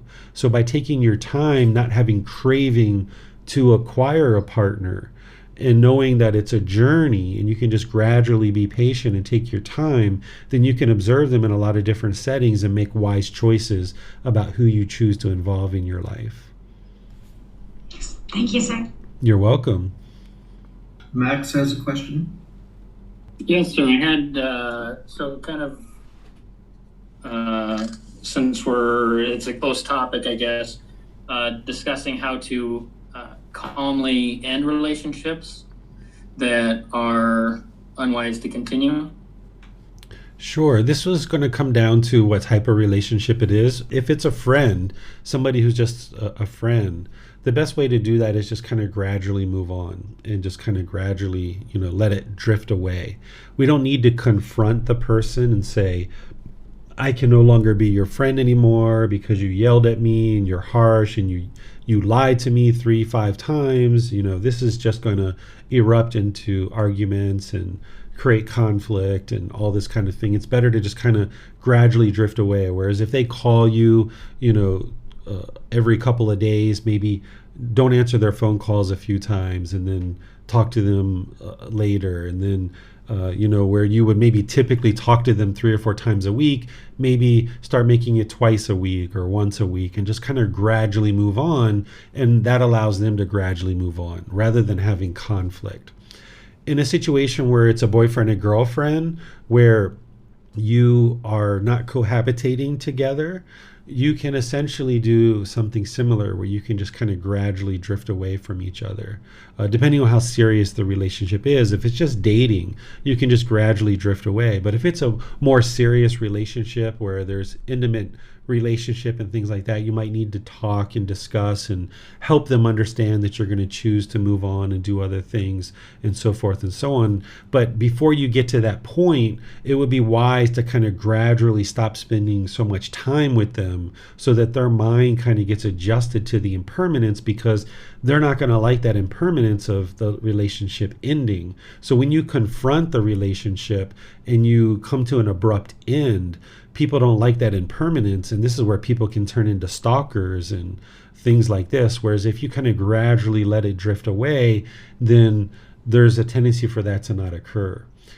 Where there's a husband or wife or some kind of more substantial relationship where you're living together and you're choosing that you need to maybe divorce or sever permanently, the best thing to do in those situations is, again, to do that gradually and slowly. Of course, attempt to resolve whatever difficulties that are in the relationship, but ultimately, if they're unresolvable, then continuing to hold on in the relationship is only going to just cause discontentedness. Oftentimes, we hold on in marriages, for example, because we've been taught that there's only one marriage, and if you get a divorce, you're a bad person. But this isn't true, right? In some communities, if you get a divorce, in the old days, they would kind of shun you, so to speak, where nowadays people have kind of understood that divorce is part of life, that even though I made a decision 5 years ago or 10 years ago, maybe it's turning out to not be the best decision today. And with this more wisdom that we have about these teachings, we might decide that it's wise for us to move on from this relationship. And you'd like to do that in as comfortable as a way as possible. So if you can gradually start spending time in other places, you don't necessarily spend as much time with each other. And again, you've already tried to work this out and you realize that it's not going to work out.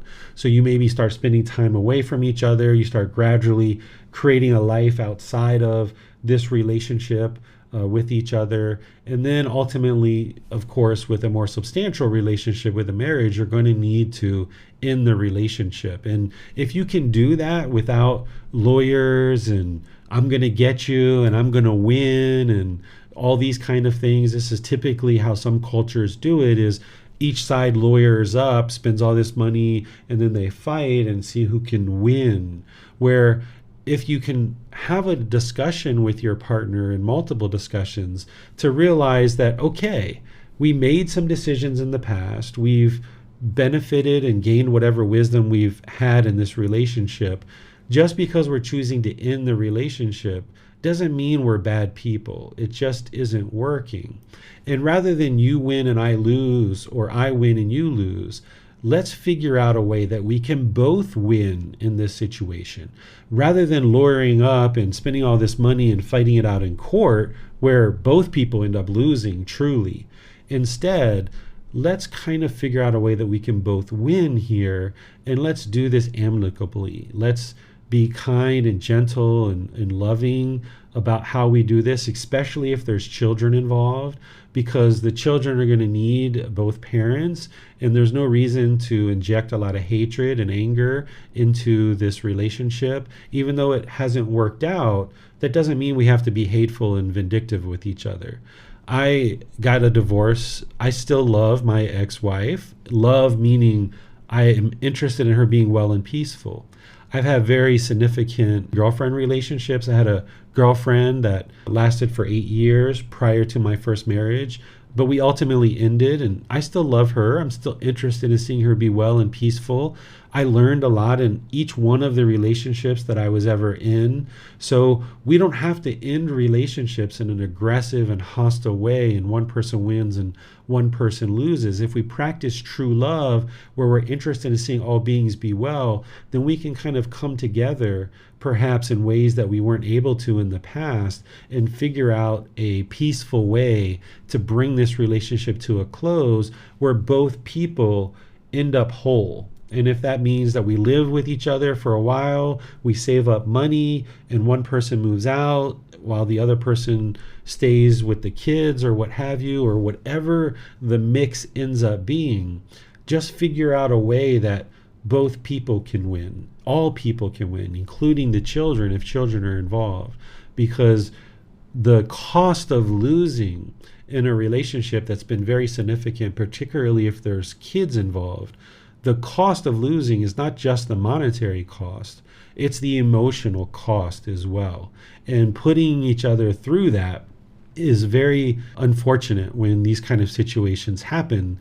You know, it can really wreck people's lives. So if you can figure out a way in situations where you're in a very significant relationship and there's lots of money, or there's not lots of money, there's possessions, or there's children, or there's different things that you guys are connected to, learning how to separate your lives and walk away where you're both whole, so to speak. This would be very helpful so that you guys can maintain a love for each other, where you have this interest in seeing each other be well and peaceful, and having multiple conversations about that before any decisions are made is really helpful, where you don't feel like you have to rush out and hurry up and get a lawyer and one person wins and one person loses, but instead, let's just take this slow. Let's talk about this. Let's discuss it. Let's figure out about how we can best both walk forward in life. Yes, in different directions. We're no longer going to be together, but let's figure out what's going to help person A walk forward in a wholesome way and be whole at the end of this, and person B walk forward out of this relationship and be whole as well, rather than doing damage to each other, either financially or emotionally. Thank you, sir. Thank you, Tony. You're welcome, Max. There's no more questions, sir. Thank you very much. All right. Well, I'll just thank all of you guys for attending today's class and encourage you to look at this chapter, read this chapter, ask questions about this chapter, because there's a lot of details in the chapter that don't necessarily get brought into the class, and there's certain things in the class that I don't discuss in the chapter. There's also other classes that I taught on this topic. So if you find that you struggle in relationships, whether it's with your parents or your children, life partners, other relationships, you might be interested to look at other classes that I taught on this. Even before today, I watched the class that I taught last time. It was in January. And that class was very different than the way that I'm teaching this class today. It's the same topic, but I'm teaching it in different ways. So if you find that you struggle with this practice of true love in relationships, I would encourage you this week to go back and look at some of the other classes. Even though there's this class, don't feel like this is it, because learning about true love intellectually, it takes, just about 30 minutes to an hour for me to explain to you what true love is. But the practice of true love is going to take you many months and maybe even years to really master in your relationships. And the more wisdom, the more learning you have done in order to understand what true love is, it will prepare you to practice it better and better. So I would encourage anybody who's having difficulties in relationships and practicing true love to go back and look at the class that I taught in January on this, and maybe even the ones before that. But I feel the one that I taught in January was really quite thorough, and there was a lot of questions in that class that really brought out a lot of teachings that I think will really help you if you're interested in this topic and you're challenged in this topic. Because otherwise, if you don't get the wisdom of how to practice true love, you're just going to be in this cycle where you are making decisions about certain relationships that you're in. The relationship starts, it's going good for a while, and then you struggle, have difficulties, and the relationship ends. And what we tend to do is we tend to push people away, thinking that that's going to solve the problem. When we experience these painful feelings, we oftentimes in the unenlightened state, we attribute those painful feelings to the other person, and we think that pushing them out of our life is going to solve the problem. But it really doesn't, because you're still lacking the wisdom of how to practice true love. Because if you're experiencing any painful feelings in any relationships that you're experiencing and having, then you haven't figured out how to have relationships without attachment. You haven't figured out how to love without attachment. So if your life partner in your relationship, if you get annoyed or you're frustrated or you argue, or if with your children, if you argue sometimes, or you have frustration or annoyance in your relationships, or with your parents or with other people in your life, that means you still have craving, desire, attachment in your relationships. You still haven't figured out how to love without attachment. And that's not because you're a bad person. It's not because you're a horrible person. It's just because right now that the mind lacks wisdom of what true love is and how to practice it on a regular, ongoing, consistent basis. So the more wisdom that you get by reading and watching other classes that I've taught on this topic, by asking questions in the Facebook group, sending me a private message, asking questions in these online classes, and reaching out for personal guidance and discussing some of the challenges you're having in your individual relationships, then in that personal way, in that private discussion, I can help you apply these teachings more readily and help you see how to have love without attachment, even with ex-partners, ex-wives, ex-husbands, ex-boyfriends or girlfriends. If you're still having a relationship because there's children involved, and you're having difficulties having relationship where there's peacefulness in the relationship, I can help you on a one-on-one basis in private discussions.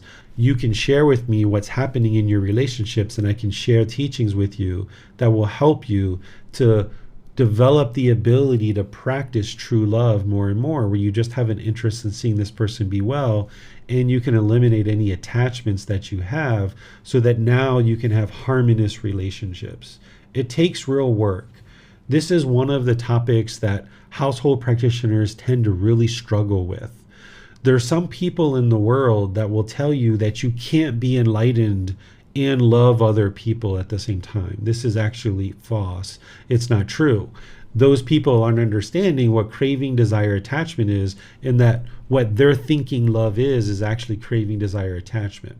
As household practitioners, we have many different relationships. As an ordained practitioner, they don't have the same type of relationships that we have, so they tend to not necessarily be involved in relationships with true love necessarily. Of course, they don't have boyfriends, girlfriends, life partners, things like this.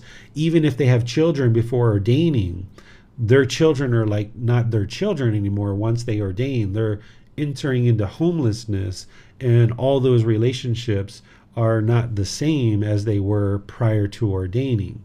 So in the household life, in order to get to enlightenment, if you're going to have a life partner, you're going to maintain relationships with your children, you're going to have a boss, coworkers, things like this, you're going to need to learn how to love without attachment. Without understanding this and practicing it, it will be real difficult for you to get to enlightenment. So as you observe that you're struggling and having any difficulties in relationships, don't run away from those. Don't push those away thinking that that's going to solve the problem. Instead, reach out to your teacher, ask for help, get some guidance, and learn how to love without attachment. And then this can be one of the most fulfilling and rewarding aspects of life. When I learned how to love without attachment, relationships just blossomed. Prior to that, I always struggled in relationships and had a lot of difficulties navigating relationships and having fulfilling relationships. But once I figured out how to love without attachment, then I'm able to love everybody, including you. I love beings before I even meet them. That if I'm just walking down the street and I see a child, or I see a animal, or I see a human being, an adult, a woman, a man, if I see a homeless person, if I see a person who's yelling and hollering at their child, as I shared with you guys when I was on travel, and there was a father who smacked his son really hard across the face out in public amongst a lot of other people. I loved that man. I didn't agree with his actions. I didn't agree with how he treated his son. I wouldn't have treated my son that way. But I still love this man. I still had an interest in seeing him be well and seeing him be peaceful. So you can cultivate this and practice this with people around you, and you can experience loving all beings without having any expectations of them, and having this genuine interest in seeing them be well and peaceful. And before you even meet people, you can love people and just be interested in seeing them be well without any expectation of anything from them whatsoever. And when you can get to this point in your relationships where you don't want anything from people, you can have these very fulfilling relationships that really blossom. So thank you all for joining for today's class. The next class that we're going to have next Sunday is chapter 16, which is titled Dissolving the Ego. Ego serves no purpose. This is where I'm going to help you deeply understand the fetter of personal existence view and the fetter of conceit. These are two important fetters to eliminate, two important pollutions of mind to eliminate. This is where you learn the universal truth of non-self much more deeply. We're going to dive into that really, really deeply. And I'm going to help you understand how to dissolve the conceit and how to eliminate that arrogance and pride, the measuring and comparing, looking down on people or looking up to people. I'm going to help you learn how to get rid of that from the mind, because as long as these fetters are in the mind, as long as this ego is in there, it's going to hinder you from having loving, kind relationships where you have this genuine interest in seeing others be well. As long as there's this personal existence view where you have certain self-image and certain self-identity that you're trying to project in the world, or you have this arrogance or this conceit or this judging others, you're going to be hindered to practice true love. So you're going to need to eliminate personal existence view and conceit so that your love can shine through with other beings, so that you're not taking this position of arrogance or pride or conceit with others. So by dissolving the ego, it'll actually allow the love to come through, and you'll be able to have these more fulfilling relationships that'll truly blossom. And then this Wednesday, we're going to be doing breathing mindfulness meditation in class together. I'll guide you guys in class, and then you guys can ask any and all questions that you like. It's really open to any questions that you like. So if you've read this chapter, or you're going to read this chapter between now and Wednesday, and maybe now that you've taken this class, maybe you watch the previous class as well, there might be some more questions that you have about true love, and you can ask those on Wednesday, or you can ask in a private personal guidance session as well. So I just like to make sure you guys know that I'm here to support you, encourage you, help you along this path, and I have no expectations of you whatsoever. I love you as you are. I am interested in seeing you be well, interested in seeing you be peaceful, and whatever I can do to help you accomplish this peaceful, calm, serene, and content mind with joy, I'm here to do that. So just feel free to reach out for support, and I'm here to help you. So we'll see you in a future class. Have a very lovely and wonderful rest of your day. Sawadee krap. Thank you for listening to this podcast. To provide support for this podcast, visit patreon.com/support Buddha. To access more teachings, visit buddhadailywisdom.com. There, you will discover a full range of courses, retreats, and online resources to assist you on the path to enlightenment.